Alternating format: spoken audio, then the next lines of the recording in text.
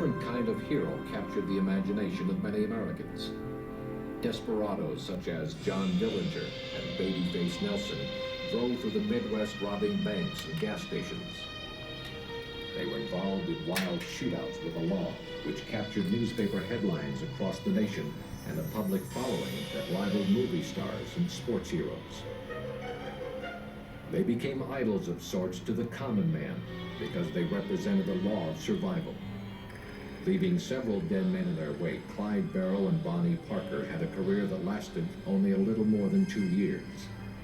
And yet history has judged them to be two of the most fascinating criminals of that era. Clyde Barrow was born to Henry and Cumie Barrow on March 24, 1909 at Ennis, Texas, 35 miles south of Dallas. Not much more than sharecroppers, even in prosperous times, the elder Barrows barely survived from cash crop to cash crop. They decided to move to Dallas in the early 20s to be with their older children who had already moved there. Opening the Barrow gas station on Eagle Ford Road was a much-needed step up the financial ladder. But money problems, now intensified by the Great Depression, made just getting by difficult. It was while they lived here that Clyde and his big brother Marvin, better known as Buck, began running together. Money was tight and times were hard. They did have, chip in to help and all, the family. Well, I guess at an early age they wanted things that, that they couldn't have, and so I guess that was the best way to get them. Just go out and take something or something or another. And then after that Clyde got in trouble, well, it seemed like that every time that anything happened, they always tried to lay it off on Clyde. Yeah, and they questioned him and come out and I always thought it was Clyde or Buck that done something. I knew it wasn't right or nothing, but I love both my brothers. And I don't think they did half the things that the newspapers said they did. Vamos a ver la limusina de Al Capone. Este era el carro blindado de El Capone. I don't know if he bought it or where he got it, but he brought me the first bicycle I ever had in my life. I kept that bicycle by the room. Bonnie Parker was born in Rowena, Texas on October 1st, 1910. Her family moved to Dallas when she was very young. At age 16, she married a small-time theater.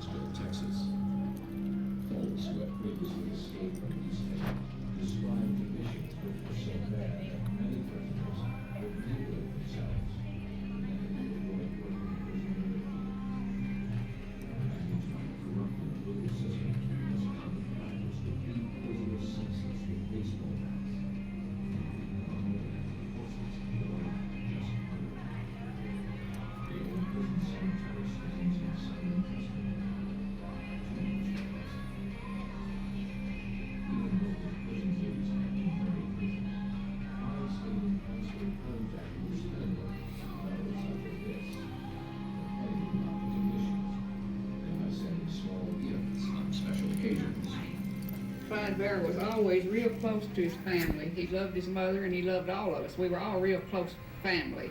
And when he was in prison, well, he made this little necklace for me and sent it to me when I was a girl. Of course, it's about tore up now, but I've had it all these years. While Clyde was in prison, Bonnie would visit him as often as possible. We kept up with Bonnie. She come around the house, you know, to see Mama, and she stayed all night with us several times. And she'd write Clyde and tell him, your sister Marie's talking my ears off. So I guess that was a chatterbox or something. She'd write and tell him about it. But she stayed all night with us and visited us quite a bit. I like Bonnie. Like the iPhone Plus or some shit like that. They was like, oh, they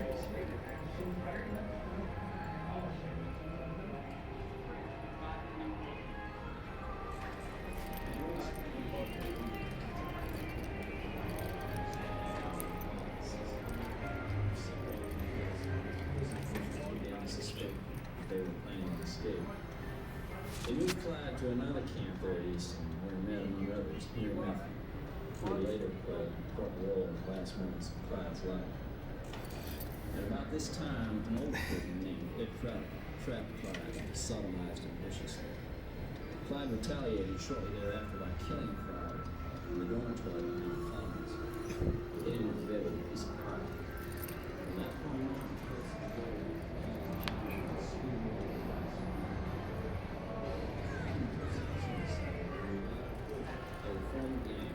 returned to Easton, raided, and freed as many prisoners as they could.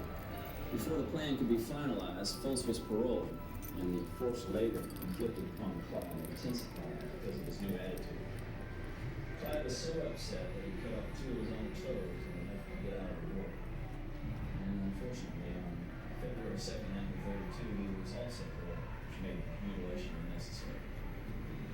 And he returned home bitter and angry. It just seemed like he just got thinner, like, or something, brother. I don't know. He just, I don't know, just didn't care much anymore about anything. Clyde self-started very interest. We were recruiting ex-convicts and other members of the gang. This original gang was Clyde himself. Raymond Hammer, who I got out of jail from King, Texas. And Bonnie Parker got in an accident.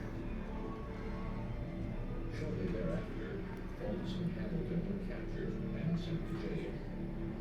Then, a new name was added to the Barrow gang, William Deacon Jones, better known as W.D. I've known W.D. Jones ever since I was a little kid, because W.D. Jones and his family lived down on the campground too. W.D. Jones was a handsome boy. All the girls thought he was good looking. He had several good looking brothers too.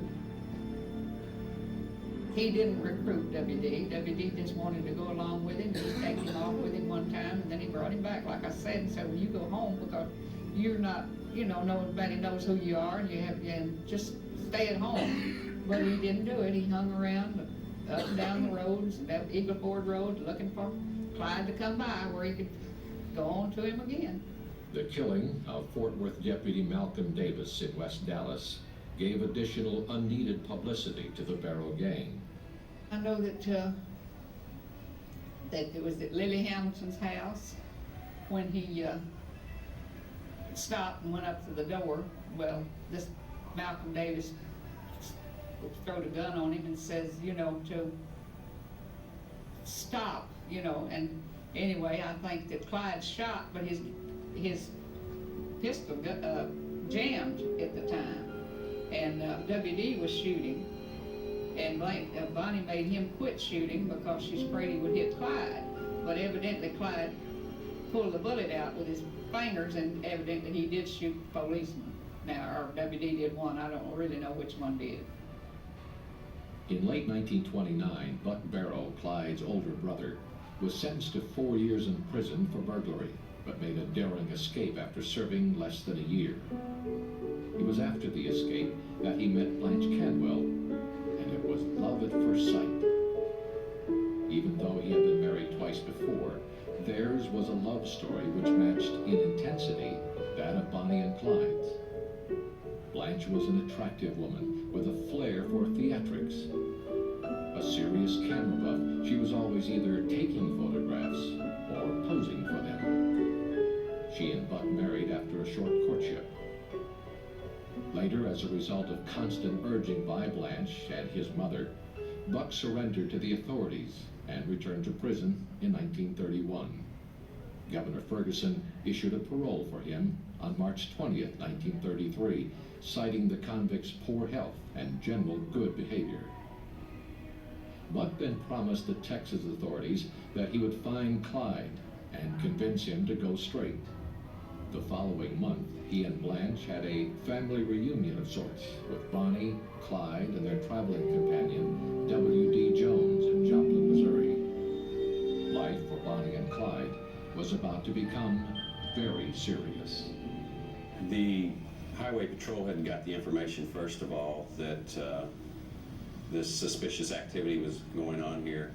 They contacted the Joplin Police Department, and they, along with a Newton County constable, obtained a search warrant and then came to the apartment to serve that warrant.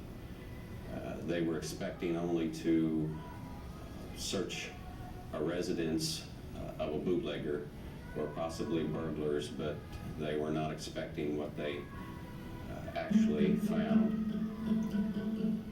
Clyde Barrow and W.D. Jones had just come back from a scouting expedition. They had just parked their vehicle in the garage, and Clyde was about to close the doors when he saw the officers coming up the street. The first officer out of the car was Newton County Constable Harriman. He jumped out of the passenger side of the front seat and ran around to the garage door that was open here and attempted to stop Clyde from closing the door. Of course, he had no idea who the man was or what to expect, but Clyde opened fire on him with the shotgun, caught him in the neck and the shoulder, and that was the first officer who went down. During the general firing, the officers noticed from the upstairs windows a woman and young man firing at them. This was later found out to be Bonnie Parker and their friend W.D. Jones. This is interesting because it's the first time that they had positive proof that Bonnie was actually involved in shooting herself and not just Clyde and W.D. Jones. At this point is when the second officer, Harry McGinnis, was shot over on the passenger side of the car. About that time, the door of the apartment swung open and a woman come running out, screaming hysterically. She had a small dog yapping at her heels, and they both went down the hill here towards Main Street. The officers weren't really expecting this. They didn't expect to have a woman involved with bootleggers, so they wasn't sure if it was a girlfriend or a hostage or just what she was. That left one trooper over here at the other house behind the corner. All the firepower was then directed towards him. He had one bullet left. He was stepping backwards and stumbled, and they figured that they had shot him. They moved the bodies out of the way, dropped the brake on the police car, pushed it out of the way, and then got in their Ford and headed towards Main Street. When they got down to Main Street, they picked up Blanche, who was still screaming and running with her dog, and got her in the car, and then they went south down Missouri 43 highway. In an overall sense, the importance of the Joplin shooting, I think, is of course, the death of the two officers. But of equal importance, I think, is the personal items that they left here in the hideout. Among those items were rolls of unprocessed film. Once the film was processed, America for the first time was able to see what Bonnie Parker and Clyde Barrow looked like. Before that, they were just names in the newspaper. In that batch of photographs was the famous picture of Bonnie Parker smoking a cigar. She told many family members, as well as those that she had kidnapped, or that the gang had kidnapped, that she did not in fact smoke cigars, and that she wanted them to tell America that. She was embarrassed by it, but it was something that haunted her for the rest of her lives. In fact, if you look at the other photographs on those same rolls of film, you'll you'll see that Clyde has that cigar in his hand. On June 10th, 1930.